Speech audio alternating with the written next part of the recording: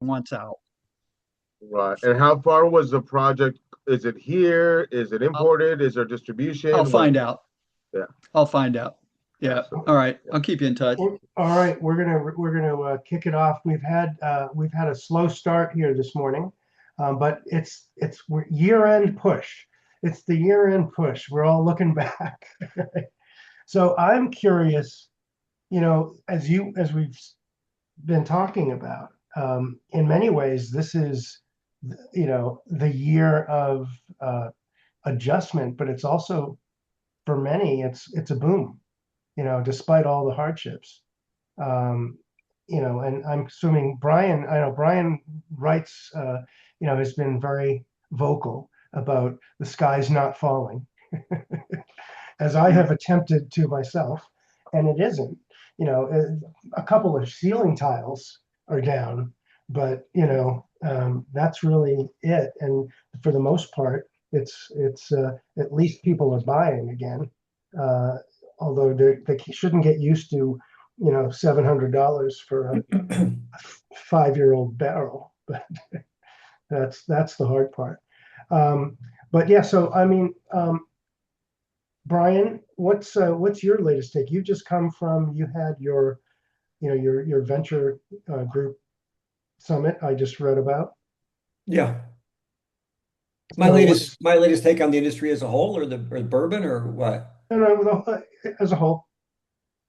Well, first of all, I'm sorry I'm late. Yep, I no worries. apologize. Well, And who's the going only to one here comes Michael Clancy. BevNet? Anyone? Uh, I am not. Okay. So I'll be at BevNet. Hello, Michael Clancy. Welcome. Look, Oh, my he's take, remote. I come at it from two, like, multiple angles. From Yeah, the consumer angle, the consumption patterns have shifted for sure. And but it's not a seismic shift. I mean, the headlines are much worse than the bylines. And so you read Mark Brown every day and you want to kill, slit your throat. right. Um, every headline is the end of the world. And we don't see it like that. The consumer, from a portfolio construction perspective, the consumer is just shifting, but it's not a seismic shift. What I happened right think now? isn't the big the thing. Michael Clancy's raised his hand, I think, and he's just, did you need to interrupt, or are you just letting us know you're there? It's just waving Oh, Yeah, we don't yeah, hear you. and then he's muted. yeah. Audio.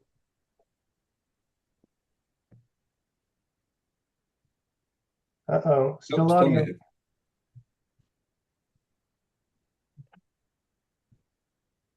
Nope, still muted. There you go. See Oh, you he's later. gone. Sorry about that, Brian. Yeah, yeah. He's in Ireland, and he looked like he was remote somewhere, so I figured he needed to tell us something and then go on. Yeah, I was going to say, you know, is, there's the interesting dynamic of the younger consumer, and I think it's not all just the younger. This is my theory. You know, the kids who were in college in 2020. You're saying I know exactly what you're gonna say Yeah, because they didn't go to college. They were home. So yeah. they didn't get introduced to, drinking like we all did, like generations have, Well, I'll which give is you different, yeah. than those who have, Michael, how old are your kids? my kids are 38 and 36. Okay, so my son was at Northwestern in March of 2020 when COVID hit. Yeah, yeah, And he was on lockdown until his senior year. So the yeah, formidable years of consumption were gone from him. These right. formidable years of um, experimentation, getting a bartender recommendation, going to Keg a parties. restaurant, going to a liquor store and saying, "Hey, what do you like?" And that never happened. So here at all. And so all of that generation, that Gen Z, is now coming back to the table. And we're seeing it in all the Nielsen and IRI data now.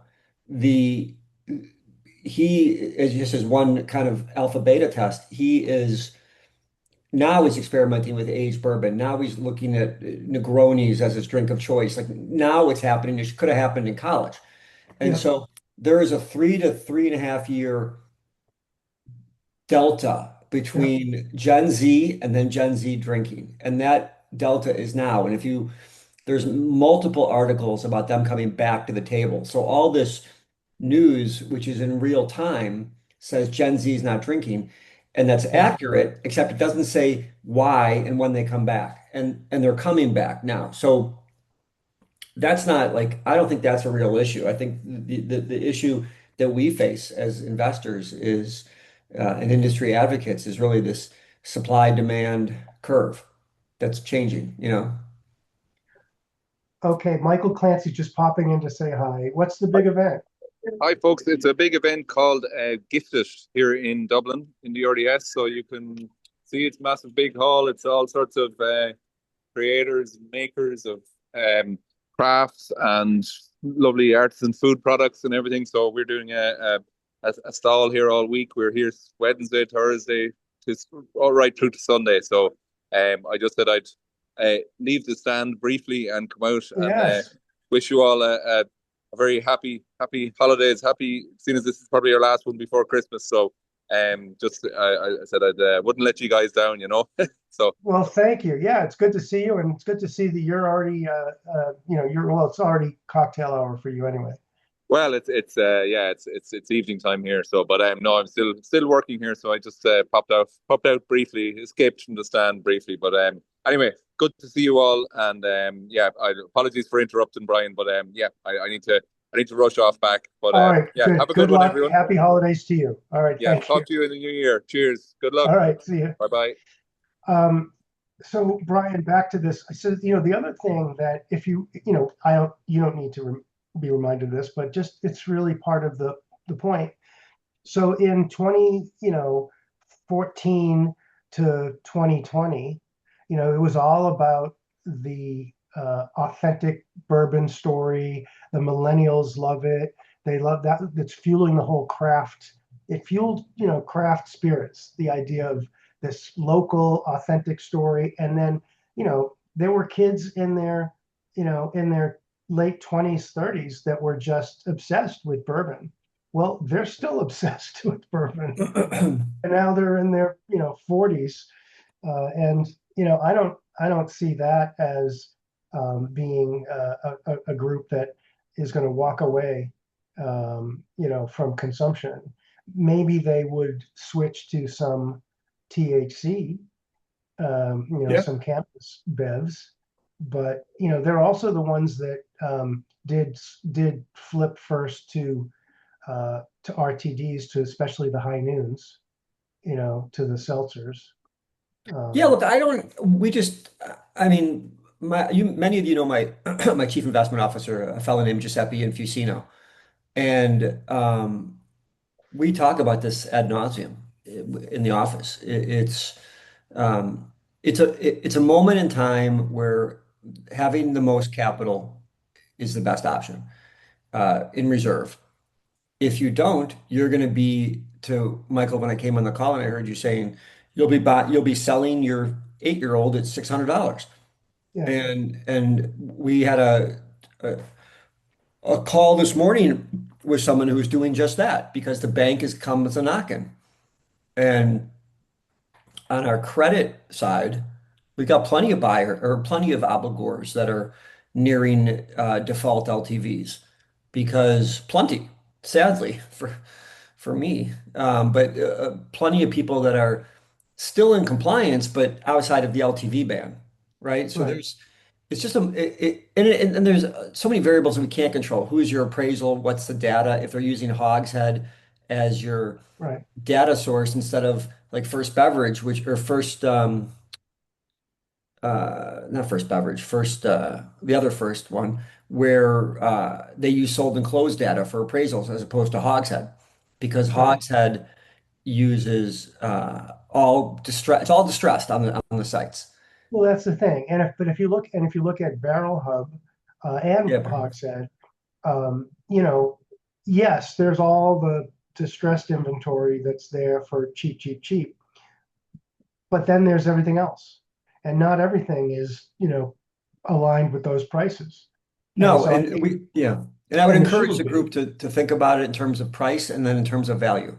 Yeah, Two yeah, totally different things. If you think about it as value, a 4-year-old is still should be worth $1,500, yeah, $1,600. And so you got Pernod and others dumping into the market, ruining the floor, uh, just to get back their cost of goods. But the reality is right. the shit they're selling still has value. In a It year's time, does. the 5-year-old they sold for $540 will still be worth $1,800. Yeah.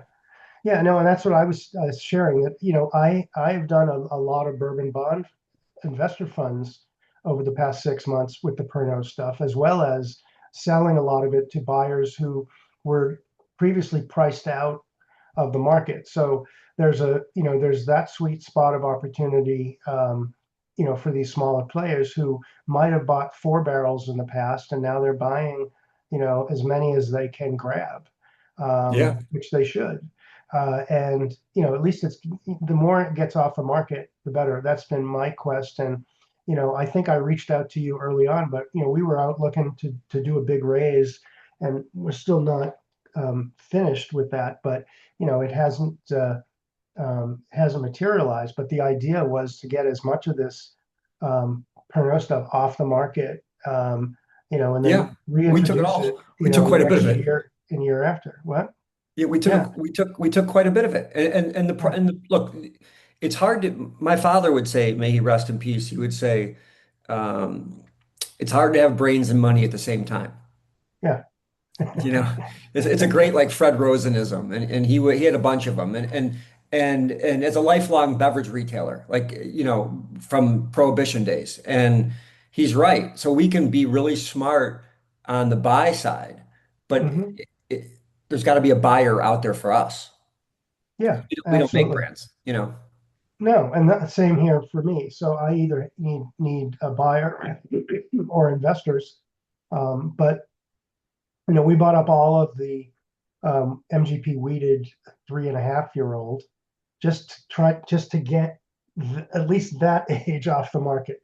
It was the best Yeah, price. It was the most potentially, viable.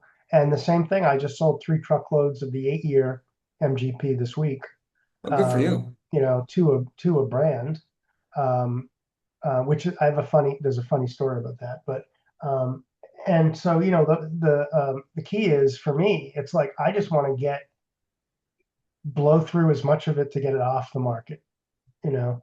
And if we can't buy it ourselves, and at least sell it to somebody who can either use it or is going to sit on it. So um, Yeah, I mean, with you. yeah. So okay, I'm going to bore you with this one little story. So I get this phone call. I'm sitting in Miami at the hotel. We go there for Thanksgiving every year, and Wednesday morning my phone rings. It's like 8:45. It's not like I hadn't even read my email yet, because And he goes, "You get my email? I'm trying to reach you." And he saw the pricing on the MGP stuff, and he's the one that bought 3 truckloads. Um, and then I go into the hotel bar that evening, unrelated, and I'm sitting at the bar chatting with the bartender, and I'm looking. It's an interesting. It's a Kimpton hotel. They were pretty nice bar. It's called Social Club, and I see this bottle that I'd never seen before, and it has a big pig on it. And I was like, "Can I see what is that?" He goes, "I don't know. We just got it in."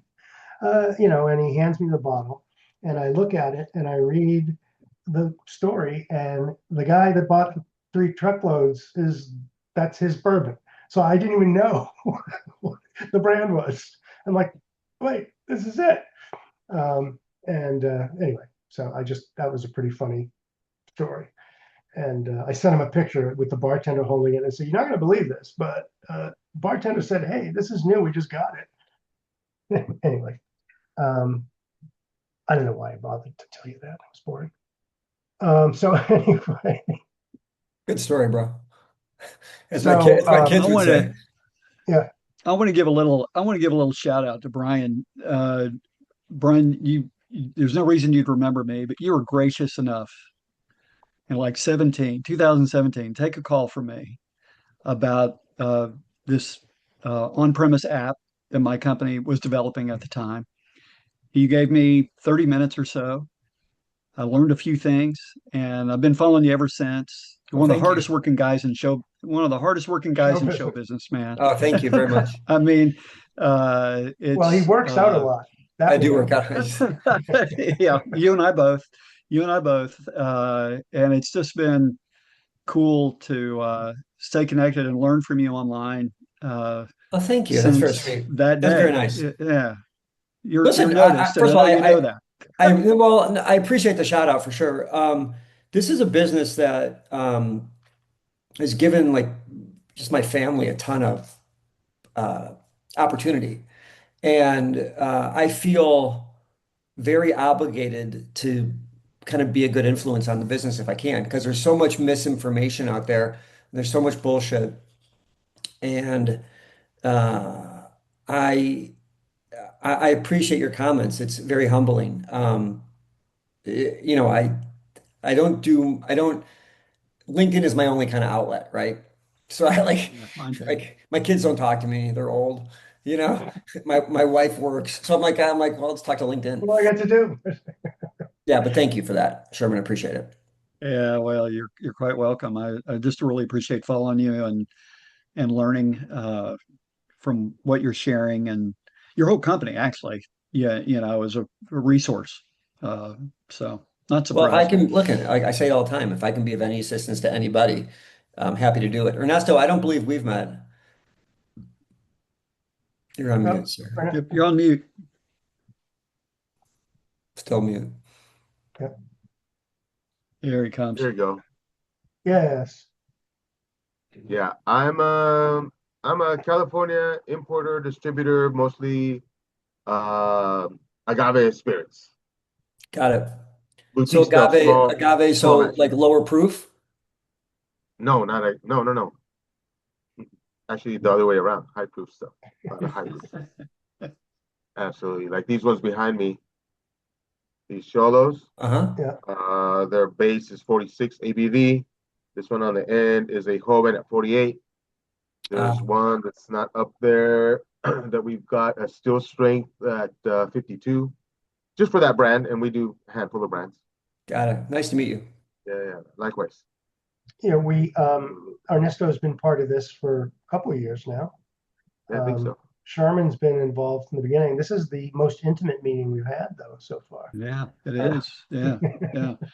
I guess Yeah, I December was 5th. Everyone's pleased. planning for their holiday party today. Well, and in the agency world, I cannot believe I'm able to spend a little time. We do part of our business, Brian, is samplings, and we're probably in 14 states. So Great. this has been the first little time on a Friday morning I've had in a long, long time, because I'm generally in the midst of putting out fires right now. But fortunately, the team has those fires handled right now. So, Or at least, or yeah, so you think. so I'm told. Yeah, it's not an emergency until I know about it, right? That's right. Look fine leaving Yeah. here. That's That's me, right. my old TV days. It would be like, what the hell's going on? He goes, looks fine leaving here. Yeah, one of my No, favorite doesn't it? mantras. It's not an Yeah. emergency until I know about it. Yeah, Exactly. So I may discover some as soon as I hang up. So let's think a bit about 26. It's it's hard to put a pin on. Is this going to be the slow build back, or is this going to be the holding pattern? So that's the question, right? You still got shoes to drop on the arbitrage side. So that's still the big unanswered, at least from my seat where I sit. I do feel like the smaller brands that were shell shocked, from destocking and whatever, I think they've kind of found their new normal. and they're starting to build back. I've got a couple of startups that, you know, I'm shocked, but they keep selling out. So that because they're buying in small, and I need 20 more barrels. Like, Yeah, that's the way to do it. yeah, yeah. And they can do that now because it's not like it used to be where you have to lock everything down because if you don't wire the funds by 5 p.m., it's someone else is going to buy it. Yeah, that sounds like a Brindiamo tactic. Oh, I'm recording, so I can't say this. Okay, but We're anyway, we're seeing great growth all year in our RTD work. Companies keep throwing RTDs for us to sample, and those RTDs and those canned cocktails, yeah, they've they've got brown spirits in some of them, and a lot of them. Yeah. so I'm not sure how. I don't have the data. All I can tell you is anecdotally, thank God for RTDs. And Yeah. if you're in the agency business, because Yeah. that's what you've been sampling a lot of over the last 18 months. Yeah, I Yeah. would also say that like it's funny, we own Can, which is cannabis beverage, CANN, Uh-huh. in our Yep. portfolio, and we own also Willie's, which is a cannabis beverage in our portfolio. And we have on payroll a lobbyist in Washington who is advocating on behalf of Delta 9. And this is a guy we pay a lot of money to knock on senators' doors and make donations, basically. And I was shocked when last week that ruling came down to when they reopened the government, they put the Delta 9 thing in there, which is good and bad. It's good we've been trying to get regulated, right? It's bad in the sense that Delta 9 and RTDs are the only things lifting the category. As a whole, wine is down double Hmm. digits. White spirits barely tracking. Fucking Stoli declared bankruptcy, as you guys know, early in the year. Like a brand we grew up with, like I grew up with, Yeah. and so if I look at bright spots, which Michael goes back to your kind of conversation starter, it's RTDs, it is cannabis beverage, and I feel confident that they will get their shit together because they have to. They'll go through the three-tier system in some way, and the Reyes family will win ultimately in all of that. Reyes and Southern. Um, and I also think that we have positions in non-alc and energy. Those are all organic. Like those are all real categories now. And I think bourbon, I think shitty bourbon will go bad, will do poorly. I think premiumization will remain for 2026. And this is not like Brianism, like pontificating from a treadmill. This is like Mhm. data supported. Um, Hmm. stuff, Yeah. right? Because if everything goes badly, the whole hospitality sector will tank, which is the largest employer in the country. Like it's not possible. It's just not statistically possible. And that's my kind of, and that's my hope too, because Yeah. we've got hundreds of millions of dollars invested. I think we've talked a bit about over the past few months, no elk, mostly talking about beer and wine. Yeah. But increasingly, I'm seeing cocktails, alcohol-free cocktails on the menu that are using seedlip or some other a replacement for the spirit.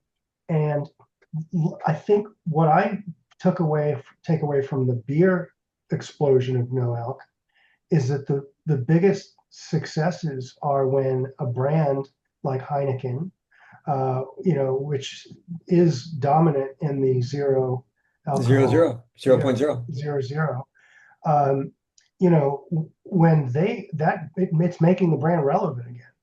I mean, I haven't seen as many Heinekens being on menus as I do now because of that.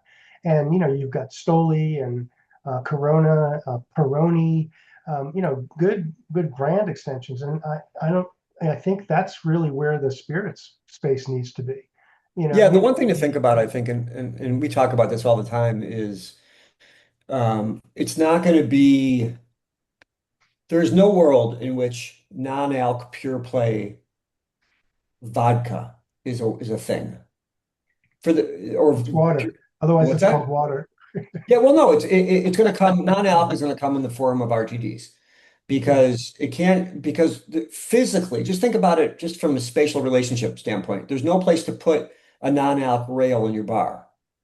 You can't have. There's no Right.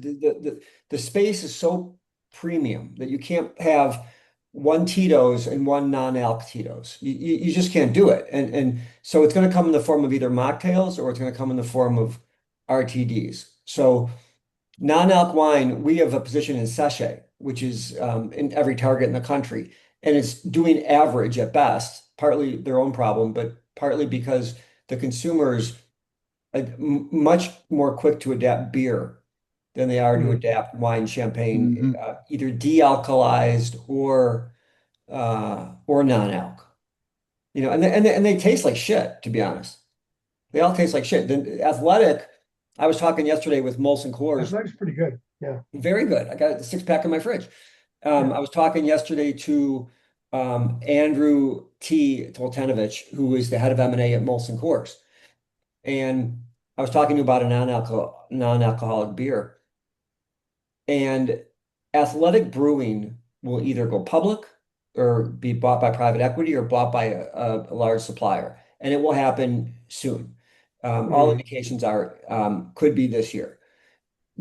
There is no number two. There's a huge Grand Canyon style gap between Athletic and everything else. And the key is, and I Hmm. told this to my team, is you got to find out what's number two and number three because there'll be a halo effect on the acquisition.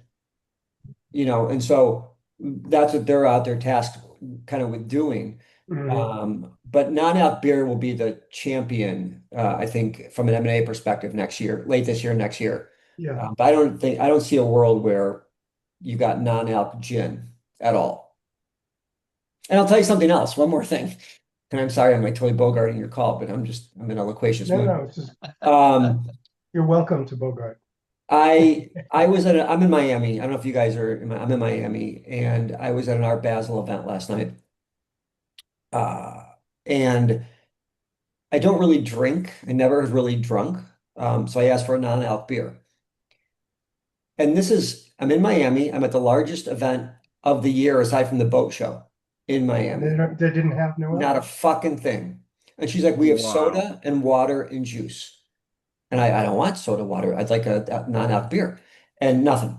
So as much as we in the industry think this is like the second coming, the reality is that this is a third-party catering company who's catering a bunch of muckety mucks at Art Basel, and they don't have any non-alc offering. So as great as we think it is, it's still not reaching the public lexicon like we think it is.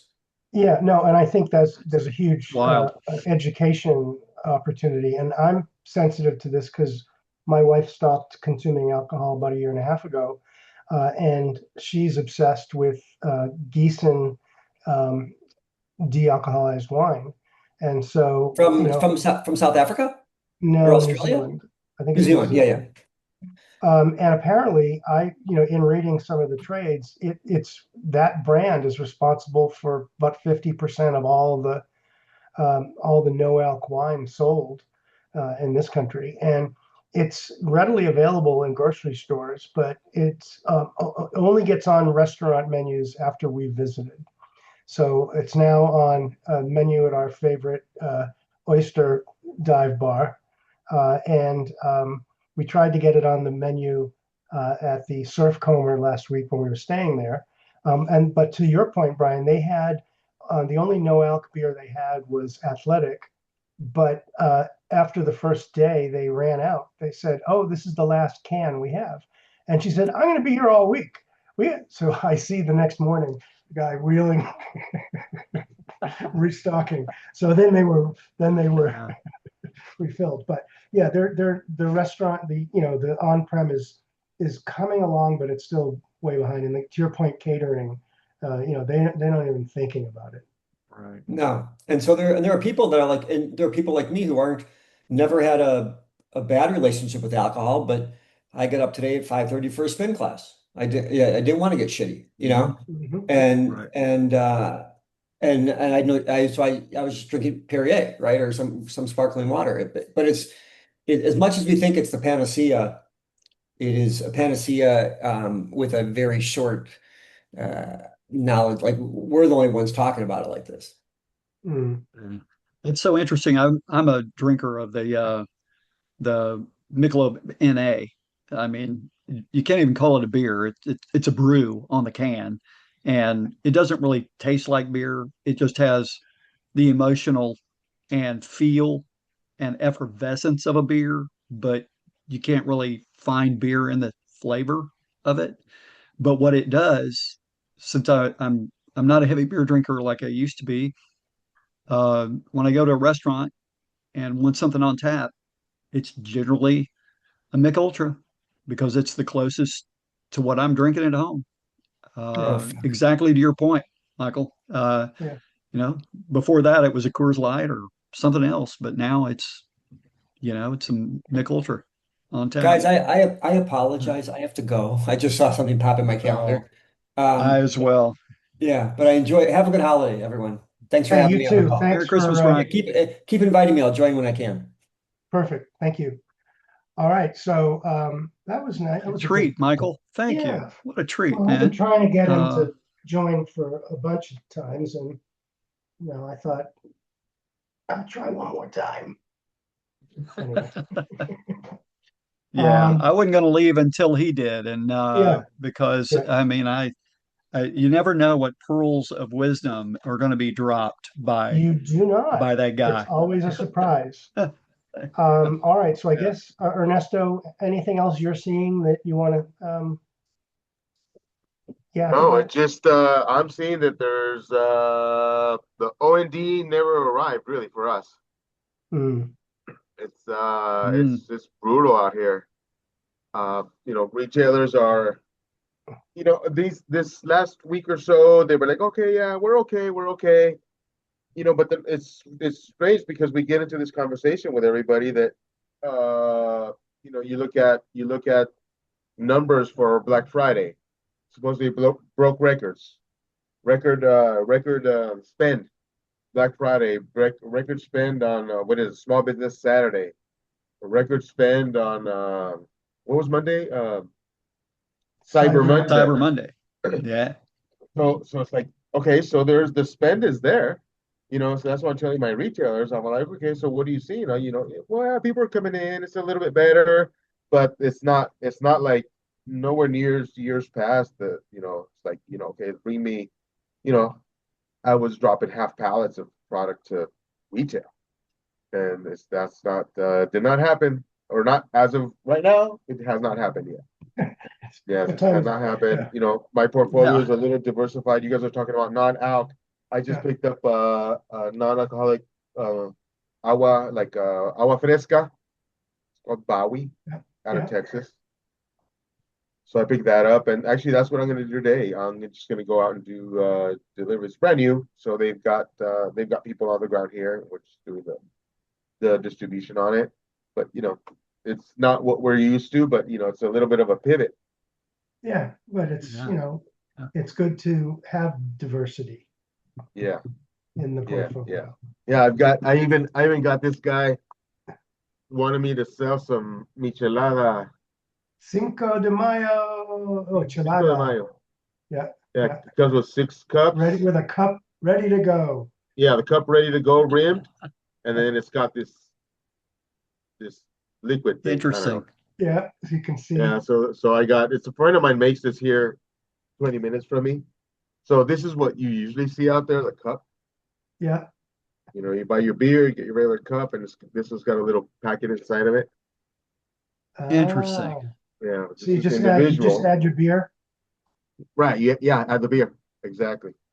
So they're according to them, they came up with this great idea of six and a little jug. So I don't know, non-alcoholic. I don't do it. I don't do non-alc at all. But There was a guy in California who a couple of years ago I met with him, and he had developed a two-part cocktail so that it was the fresh fruit juice, the fresh juice and the spirit, and Oh. it was meant to be, you basically put the whole thing in the refrigerator, and then when you're ready, you twist it, and it all becomes one thing, and you've got an instant Oh, it would freshly join made together. cocktail. Oh, Yeah, okay. yeah. Which I thought, was a good concept. I just couldn't figure out who's really gonna, is this enough of a consumer play, Yeah. or is it a fast bar play, if it's a Yeah, Right. mobile No. bar. One of the Because one of the reasons I enjoy cocktail at home, you know, when I quit today, it's the ritual behind it. Yeah. It's not, I'm Right. not looking for a shortcut. I'm looking to Just actually you want to enjoy making actually, a yeah, cocktail. I'm gonna make Yeah, it. I'm gonna, Yeah, yeah, it's a ceremony. yeah. exactly. It's the whole, Yeah. it's the whole thing, right? Gotta have the lights just right. Yeah, yeah, exactly. Music's on. I'm done for the day. Yeah, man. Mhm. Right. Well, I Absolutely. appreciate you guys. It's All great right, to see you thank guys you. again. And happy holidays. Look forward to the new year. Likewise. And Yeah, Happy same here. All right, holidays. thanks. All Have a right, good, guys. take safe, care, have a guys. good, safe, Uh, happy new year. Absolutely. See you guys next year.